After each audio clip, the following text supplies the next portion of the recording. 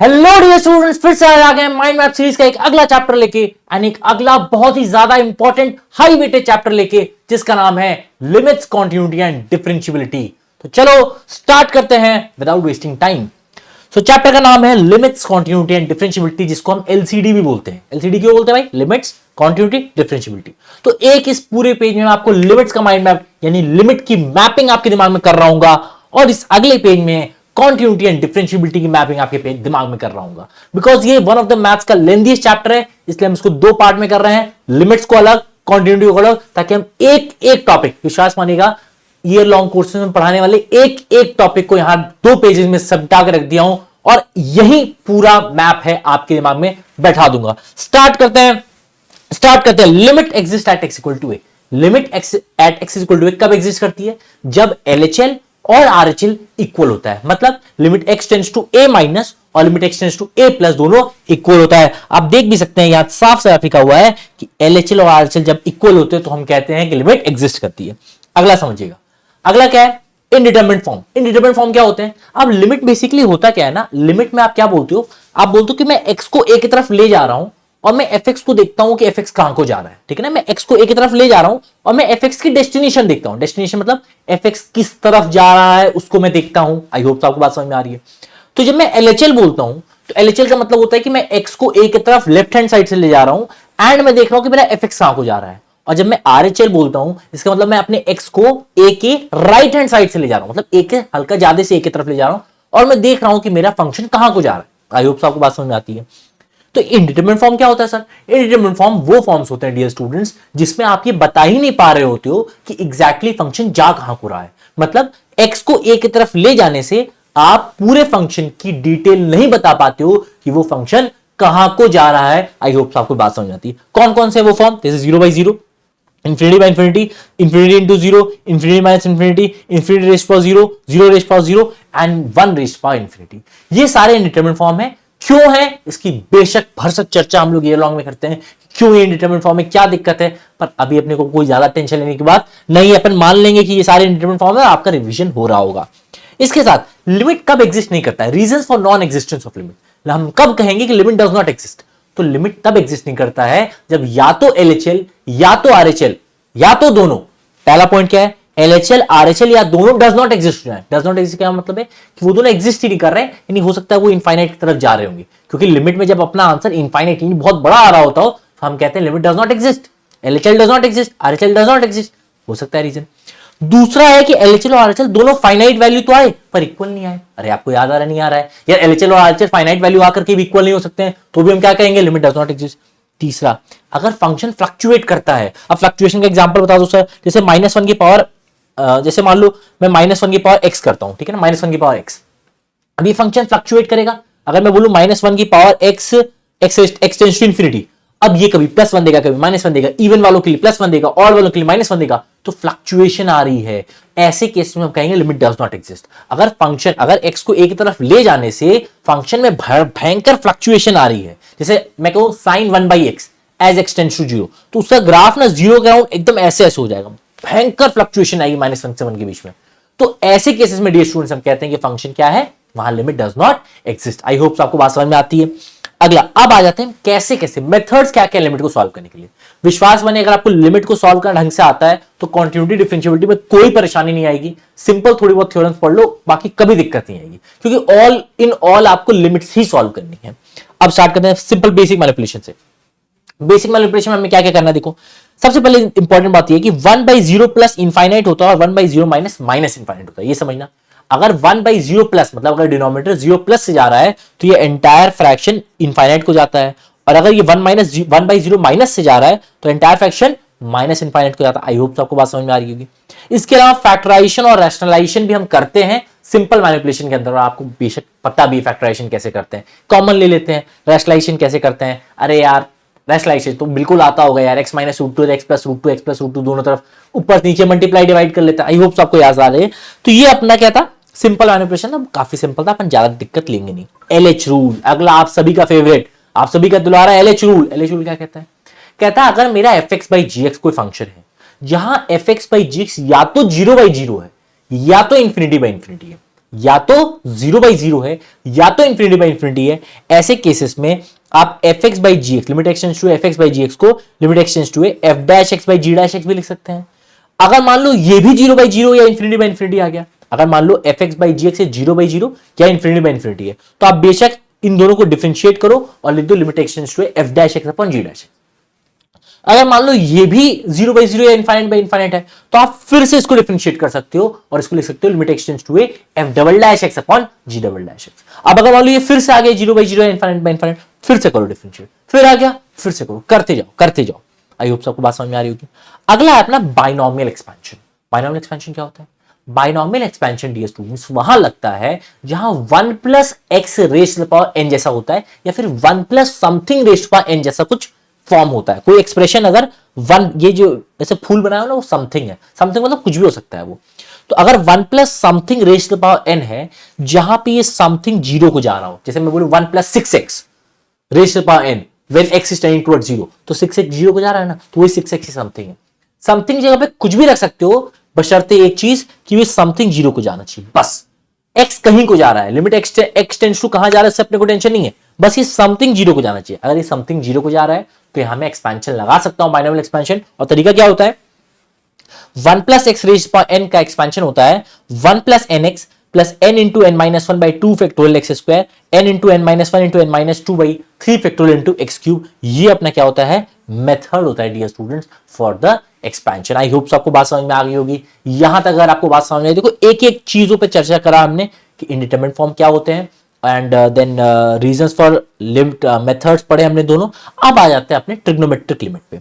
Trigonometric limit में dear students formulas हैं जो आपको एकदम बेशक याद होने चाहिए। क्या? Limit x tends to sin x/x 1 होता है। अब जैसे ही मैं बोलूं sin x/x होता है, आपको ये भी समझ में आना चाहिए कि sin इनवर्स x/x भी 1 ही होगा, क्योंकि यहां पर आप अगर x की जगह पे sin इनवर्स x सब्स्टिट्यूट कर दोगे तो ये sin इनवर्स ऑफ x क्या बन जाएगा? x बन जाएगा। और x क्या रखा था? sin inverse of x। तो अगर आपका limit x tends to 0 sin x/x 1 है, तो sin इनवर्स x/x भी 1 ही होगा। सिमिलरली अगर tan x/x 1 है, limit x tends to a tan x/x 1 है, तो मतलब लिमिट एक्स टेंड्स टू 0 होगा, ये not a dear students, this should be 0। अगर limit x tends to 0 sin x/x 1 है, तो मैं क्या बोलूंगा? यहां पे tan x/x भी क्या होगा? 1 ही होगा। आई होप आपको बात समझ में आती है। Similarly limit x tends to 0 1 - cos x/x² क्या होता है? तो 1 - cos x/x² की वैल्यू 1/2 होती है। फॉर्मूला आपको याद होना ही चाहिए, मतलब कोई और ऑप्शन नहीं है। Limit x tends to 0 log a, देखना यहां बेस a है, 1 + x/x, इसका क्या फॉर्मूला होता है? 1/ln। वही अगर मैं a की जगह पे e लगा दूं, मतलब ln मतलब क्या होता है? log बेस e लगा दूं तो ये 1/ln e आ जाएगा, और ln e क्या होता है? 1 ही होता है। देखो 1/1 यानी कि 1 आ गया। ये बात आती है समझ में कैसे 1/1 आ गया? आई होप आपको ये बात भी समझ में अच्छे से आती है, कहां तक कोई दिक्कत की बात है नहीं। अब इस पे आ जाओ। Limit x tends to 0 a⁻x - 1/x, a⁻x - 1/x क्या होता है? इसका फॉर्मूला आता है ln a, सीधा a⁻x - 1/x क्या होता है? सीधा ln a होता है। अगर a की जगह पे e लगा दूंगा तो क्या हो जाएगा? यहाँ ln a की जगह पे ln e आ जाएगा, और ln e 1 ही होता है। देख लो, ऐसे याद करो, रिलेट करके याद करो फॉर्मूला, ठीक है। आई होप सो ये पूरी चीज आपको हो गई है समझ में। अब आ जाओ अगले पे चलते, f(x)g(x). कभी मान लो limit x tends to f(x)g(x) दिया हुआ है, जहां बेस 1 को जा रहा है और पावर इनफाइनाइट को जा रहा है। यहां से देखना, बेस 1 को जा रहा है और पावर इनफाइनाइट को जा रहा है। ऐसे केसेस में फॉर्मूला याद रखो कि e की पावर में चढ़ाओ, इसका आंसर हमेशा e रेज़ पावर में आता है। तो e raise to the power में limit x tends to a, power को सामने ले आओ तो gx इंटू बेस -1 यानी fx-1, ये होता है फॉर्मूला। क्या? e के ऊपर पहले तो e के ऊपर लिमिट चढ़ाओ, e के ऊपर limit x tends to a, power को सामने लाओ gx इंटू बेस -1 fx-1, ये होता है हमारा तरीका। आई होप आपको बात समझ में आ गई होगी। अगला मेथड है एक्सपेंशन। ये एक्सपेंशन हम तभी लगाते हैं जब मेरा x 0 को जा रहा होता है, ठीक है ना। This is only applied when x is tending towards 0। अगर मेरा x 0 को जा रहा है तो ध्यान से लिखिएगा, यानी आर्गुमेंट 0 को जा रहा है, मोटा मोटी आप ये समझो, जैसे फंक्शन के अंदर जो आर्गुमेंट लिखा है वो 0 को जाना चाहिए। अगर ऐसा है तो e की पावर x एक्सपेंशन क्या होता है? 1 + x + x² 2 factorial plus x की पावर 3/3 फैक्टोरियल। अब अगर e की पावर x का पता है तो क्या e की पावर -x का नहीं निकाल सकते हो क्या? बस x की जगह पे -x सब्स्टिट्यूट कर देना, आपका आ जाएगा। दोनों याद रखने की जरूरत नहीं, एक याद करो दूसरा अपने आप हो जाएगा। sin x का क्या होता है? x - x³ 3 factorial plus x की पावर 5/5 फैक्टोरियल, ये होता है फॉर्मूला। cos x का क्या होता है? 1 - x² 2 factorial plus x rays power 4/4 factorial, ये होता है फॉर्मूला cos x का, ये होता है। tan x का क्या होता है? x + x³ 3 factorial plus 2/15 x rays power 5, ये होता है किसका? tan x का फॉर्मूला। ln 1 प्लस एक्स क्या होता है, x minus x square by two. ln x क्या होता है, देखो x minus x square by two plus x cube by three, और ऐसे करके ये हो जाता है आपका क्या फॉर्मूला। अब अगली चीज, ये सारे एक्सपेंशन आपको डी स्टूडेंट्स याद होने चाहिए। अगर ये सारे एक्सपेंशन याद करने में कहीं आपको दिक्कत हो रही है तो फिर प्रॉब्लम है। these expansions you should must learn। अब इनके बाद देखो क्या है, ये ध्यान रखना, greatest integer part of I minus, मतलब अगर ग्रेटेस्ट इंटीजर पार्ट के अंदर आई नेगेटिव मतलब क्या है कि इंटीजर के नेगेटिव साइड से इंटीजर जा रहा है, मतलब जैसे greatest integer part of 5 minus, मतलब ग्रेटेस्ट इंटीजर पार्ट के अंदर जो भी चीज लिखी हुई है वो 5 की तरफ तो जा रही है पर नेगेटिव साइड से। अगर 5 की तरफ जा रही है नेगेटिव साइड से तो इसका आंसर आई माइनस वन यानी कि 4 आ जाएगा। मतलब अगर ग्रेटेस्ट इंटीजर फंक्शन के अंदर इंटीजर के पहले से इंटीजर की तरफ जाया जा रहा है तो आंसर इंटीजर माइनस वन आएगा। आप इसका ग्राफ से समझ सकते हो। अगर ग्रेटेस्ट इंटीजर फंक्शन के अंदर आई प्लस से आई की तरफ जाया जा रहा है, मतलब इंटीजर के आगे से इंटीजर की तरफ जाया जा रहा है, तो इसका आंसर क्या हो जाएगा, आई ही हो जाएगा। ठीक है। अगर फ्रैक्शनल पार्ट के अंदर मैं इंटीजर के नेगेटिव से इंटीजर की तरफ जाऊं तो आंसर कहां को जाएगा, आप देख लो, आंसर हमेशा कहां को जाता है, 1 को जाता है। ठीक है ना, 1 को जाता है। अगर मैं इंटीजर के आगे से इंटीजर की तरफ जाऊं, मतलब इंटीजर के राइट हैंड साइड से, तो मेरा आंसर कहां को जाता है, ये 0 को जाता है। डियर स्टूडेंट्स, ये कहां को जाता है, बेशक आपको टेस्ट करने के लिए यहां लिखा हुआ था, कई बच्चे तो बोल भी होंगे सर आई को जाता है, नहीं बच्चा, ये 0 को जाता है। आई होप आपको ये सब बात यहां तक समझ में आ गई है कि greatest integer part of I minus I plus. अब आ जाओ लास्ट पॉइंट पर, साइन एक्स जो होता है ना, माइनस पाई बाई टू से पाई बाई टू के बीच में, आप ग्राफ देख सकते हो, एक वाई इक्वल टू एक्स ऐसे होता है, साइन ऐसे होता है और टेन ऐसे होता है। तो इसके बीच में साइन एक्स हमेशा, अगेन मॉड लगा देता हूं क्योंकि नेगेटिव साइड पर मैग्नीट्यूड वाइज उल्टा हो जाता है काम, तो मैं मॉड लगा दूं, अगर यहां पे मॉड लगा देता हूं, लो भैया मॉड लगा दे लो, तो mod of sine x is less than x is less than mod of tan x। देख लो, मैग्नीट्यूड वाइज सबसे बड़ा साइन tan x होता है, फिर x होता है, फिर क्या होता है, फिर sin x होता है। आई गेस आपको बात समझ में आ गई। आगे चलते हैं। अब हम सैंडविच थ्योरम एक लास्ट चीज देखेंगे, फिर हम चलेंगे कॉन्टिन्यूटी डिफरेंशियबिलिटी की तरफ। आ जाओ। तो अगर मैं बात करूं सैंडविच थ्योरम की, सैंडविच थ्योरम कहता है कि अगर hx fx से बड़ा और fx gx से बड़ा, मतलब 3 फंक्शन है जिसमें hx सबसे बड़ा है, फिर fx है और फिर gx है, तो अगर मान लो limit x tends to a, fx की वैल्यू l है और limit x tends to gx की वैल्यू l है, मतलब जो सबसे बड़ा फंक्शन है उसकी लिमिटिंग वैल्यू और जो सबसे छोटा फंक्शन है उसकी लिमिटिंग वैल्यू दोनों अगर सेम है तो बीच वाले फंक्शन की भी लिमिटिंग वैल्यू वही सेम होगी। आई होप आपको बात समझ में आती है। इसके बाद आ जाते हैं कॉन्टिन्यूटी पर। कॉन्टिन्यूटी, किसी point x equal to a पर फंक्शन कॉन्टिन्यूअस कब होता है, फंक्शन कॉन्टिन्यूअस तब होता है डियर स्टूडेंट्स जब उस पॉइंट पर लिमिटिंग वैल्यू फंक्शनल वैल्यू के बराबर हो जाती है। जैसे x इक्वल टू a पर अगर limit x tends to a fx f of a के बराबर हो जाए तो हम कहेंगे कि x इक्वल टू a पर फंक्शन क्या है, कॉन्टिन्यूअस है। अब रीजंस क्या क्या हो सकते हैं डिसकंटिन्यूटी के, रीजंस क्या क्या हो सकते हैं, पहला, किसी point x equal to a पर क्या क्या रीजंस हो सकते हैं डिसकंटिन्यूटी के, तो हम कहेंगे सबसे पहला ये हो सकता है कि फंक्शन डिफाइंड ना हो उस पॉइंट पर, पहला। दूसरा, हो सकता है कि लिमिट ही डिफाइंड ना हो उस पॉइंट पर, हो सकता है लिमिट एग्जिस्ट ना करे, उसके तो अपने 3 रीजन है अलग अलग, तो उसमें अपन नहीं जा रहा, उसमें अपन जा चुके हैं। तो हो सकता है फंक्शन डज नॉट एग्जिस्ट हो सकता है लिमिट डज नॉट एग्जिस्ट हो सकता है दोनों एग्जिस्ट करें पर दोनों इक्वल ना हो सकता है दोनों एग्जिस्ट तो करें पर दोनों इक्वल ना हो। मुझे लगा ये भी बात समझ में आती है आपको। अगला, अब मान लो ये तो हमने किसी एक पॉइंट पर कॉन्टिन्यूटी की बात कर ली, अब मान लो आपको कोई इंटरवल में दे दे और ऐसा कोई रैंडम फंक्शन दे दे और बोल दे भैया इसका डिसकंटिन्यूटी बताओ, तो आप किस किस पॉइंट पर चेक करोगे भाई, आप कब तक चेक करोगे, आपके पास 3 घंटे का टाइम एग्जाम में और क्वेश्चन के लिए 2 मिनट है, तो आप किस किस पॉइंट पर चेक करोगे, तो उसके लिए उस पूरे फंक्शन में कोई भी एक्सप्रेशन अगर अनडिफाइंड हो रहा हो या डिसकंटिन्यूअस हो रहा हो किसी पॉइंट पर, तो उस पॉइंट पर जाके चेक करो। अगर उस पूरे फंक्शन में कोई भी एक्सप्रेशन है, जैसे मैं कोई एक फंक्शन लिखूं और उसमें मैं एक्सप्रेशन में एक फ्रैक्शन पार्ट ऑफ एक्स भी लिख दूं, तो अगर fraction part of x integer पर डिसकंटिन्यूअस होता है तो मैं इंटीजर्स पे सब इंटीजर पे चेक करूंगा। आ रही बात समझ में, मतलब उस फंक्शन में इन्वॉल्व जो भी एक्सप्रेशन है अगर वो एक्सप्रेशन कहीं पर अनडिफाइंड या डिसकंटिन्यूअस होता है तो मैं जाके उस पॉइंट पर बेशक चेक करूंगा। अगला, जहां पे फंक्शन अपनी डेफिनेशन चेंज करता है, जहां जिस पॉइंट पर फंक्शन अपनी डेफिनेशन चेंज करता है, मतलब उस पॉइंट के पहले फंक्शन की कोई और डेफिनेशन होती है, उस पॉइंट के बाद में फंक्शन की कोई और डेफिनेशन होती है, उन पॉइंट पर हम जरूर चेक करेंगे। नोट करो, कोई फंक्शन अगर किसी पॉइंट पर कॉन्टिन्यूअस है, उसी में अगर मैं कोई दूसरा फंक्शन ऐड कर रहा हूं जो उस पॉइंट पर वो भी कॉन्टिन्यूअस हो, तो continuous plus continuous function continuous होते हैं, कॉन्टिन्यूअस माइनस कॉन्टिन्यूअस फंक्शन भी कॉन्टिन्यूअस होते हैं, कॉन्टिन्यूअस इनटू कॉन्टिन्यूअस भी कॉन्टिन्यूअस होते हैं, कॉन्टिन्यूअस डिवाइड बाय कॉन्टिन्यूअस भी कॉन्टिन्यूअस होते हैं, बशर्ते जो डिवीजन वाला फंक्शन है वो 0 ना जा रहा हो, वो उस पॉइंट पर 0 के इक्वल ना हो रहा हो।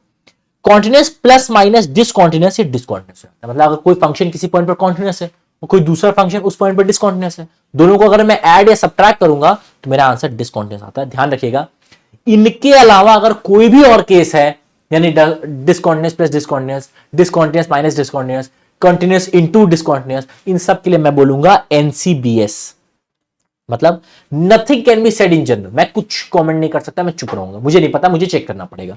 लास्ट आ जाओ, एफ ऑफ जी एक्स की चर्चा करते हैं। एफ ऑफ जी एक्स मान लो कोई कॉम्पोजिट फंक्शन दिया हुआ है, तो कैसे चेक करेंगे कि एफ ऑफ जी एक्स मेरा कॉन्टिन्यूस है कि नहीं? तो ध्यान से सुनिएगा, अगर पॉइंट ऑफ डिसकॉन्टिन्यूटी मुझे निकालनी है तो जिन पॉइंट्स पर जी एक्स डिसकॉन्टिन्यूस है, ध्यान से सुनिएगा, जिन पॉइंट्स पर जी एक्स डिसकॉन्टिन्यूस है, यानी अंदर वाला फंक्शन, उस पॉइंट पर तो पक्का f of g x discontinuous होने वाला है, उस पॉइंट पर तो पक्का। जैसे सबसे पहले तो आप ये निकाल लो कि जी एक्स कहां पे डिसकॉन्टिन्यूस है और एफ एक्स कहां पे डिसकॉन्टिन्यूस है। सबसे पहले तो आप ये निकाल लो कि जी एक्स कहां पे डिसकॉन्टिन्यूस है और एफ एक्स कहां पे डिसकॉन्टिन्यूस है। अब जिस पॉइंट पर जी एक्स डिसकॉन्टिन्यूस है, उस पॉइंट पर तो पक्का फंक्शन क्या होगा? डिसकॉन्टिन्यूस होगा। जिस पॉइंट पर एफ एक्स डिसकॉन्टिन्यूस है, उस पॉइंट पर जरूरी नहीं है, तो आप क्या करो, आप जिस पॉइंट पर एफ एक्स डिसकॉन्टिन्यूस है, आप जी एक्स को इक्वल टू दैट पॉइंट कर लो और यहां से आप एक्स की वैल्यू निकाल लो। मतलब जहां अंदर वाला फंक्शन डिसकॉन्टिन्यूस है, वहां तो पक्का फंक्शन डिसकॉन्टिन्यूस होगा F of g x.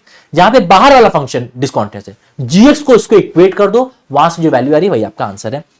Function को डिफरेंशियबल कब कहेंगे? जब ये वाली लिमिट एग्जिस्ट करे। ध्यान से देखिएगा, अगर ये लिमिट एग्जिस्ट करती है तो हम कहेंगे फंक्शन में डिफरेंशियबल है, अगर नहीं एग्जिस्ट करती है तो कहेंगे नहीं डिफरेंशियबल है।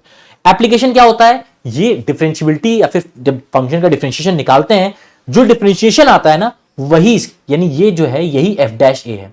मतलब एफ डैश ऑफ की वैल्यू ए पर ये इस लिमिट की वैल्यू है। अगर ये लिमिट एग्जिस्ट करती है तो फंक्शन डिफरेंशियबल होगा, और अगर फंक्शन डिफरेंशियबल होगा तो ये वैल्यू कुछ ना कुछ फाइनाइट वैल्यू दे रही होगी ना लिमिट, यही वैल्यू एफ डैश ऑफ ए है। तो ये एफ डैश ऑफ ए क्या देता है डियर स्टूडेंट्स? यही अपना स्लोप ऑफ टैंजेंट देता है। ये क्या देता है? ये अपना स्लोप ऑफ टैंजेंट देता है। तो एप्लीकेशन क्या है कि स्लोप ऑफ टैंजेंट देता है। ज्योमेट्रिकली अगर किसी ग्राफ में कॉर्नर बन रहा है या फिर वर्टिकल टैंजेंट बन रहा है, तो ऐसे में हम कहेंगे कि वो ग्राफ उन पॉइंट्स पर नॉन डिफरेंशियबल है। अच्छा, कहां पे चेक करेंगे? वही जहां पे कॉन्टिन्यूटी का पढ़े थे, उन्हीं पॉइंट्स पर हम चेक करेंगे। तो अगेन वही सेम चीज, differentiable plus minus into divide. Differentiable हमेशा डिफरेंशियबल होता है, plus minus non differentiable non differentiable होता है। बाकी सब पर हम कुछ नहीं बोलेंगे, चुप रहेंगे, ठीक है। लास्ट आ जाओ, दो थ्योरम कर लेते हैं और इसी के साथ खत्म करते हैं इसको भी। सबसे पहले थ्योरम वन देख लो। थ्योरम वन देख लो। थ्योरम वन कहती है कि अगर एफ एक्स किसी पॉइंट पर डिफरेंशियबल है, सॉरी एफ एक्स किसी पॉइंट पर डिफरेंशियबल है, यस, और मुझे एफ डैश एक्स को देखना है, मुझे एफ एक्स अगर डिफरेंशियबल है और मुझे एफ डैश एक्स के बारे में सॉरी अगर एफ एक्स डिफरेंशियबल है और मुझे mod of f x check करना है। ध्यान से सुनिएगा, मुझे पता है कि एफ एक्स डिफरेंशियबल है, मुझे मॉड ऑफ एफ एक्स का चेक करना है, mod of f x differentiable है कि नहीं। तो मैं क्या बोलूंगा?